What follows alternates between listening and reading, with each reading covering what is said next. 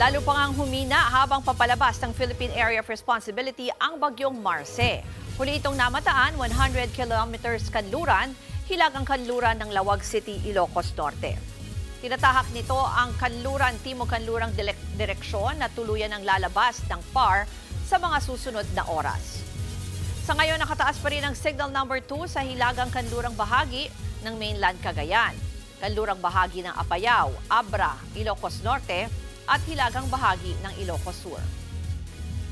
Signal number 2 naman sa Batanes, number 1 naman sa Batanes, Babuyan Islands, dalalabing bahagi ng mainland Cagayan at Apayao. Pati na rin sa hilaga at kanlurang bahagi ng Isabela, Nueva Vizcaya at Quirino.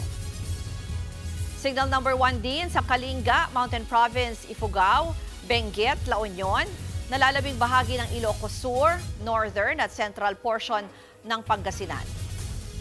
Samantalang may panibagong low pressure area ang namataan sa labas ng PAR. Ayon sa Pag-asa, malaki ang tsansang papasok ito sa bansa at posibleng maging ganap na bagyo sa mga susunod na araw. Mga kapatid, ako po si Ruth Cabal. Maging maalam at may pakialam sa mga may init at rumaratsadang balita sa Frontline Express. Para maging updated sa balitaan, mag-subscribe lang sa social media pages ng News 5.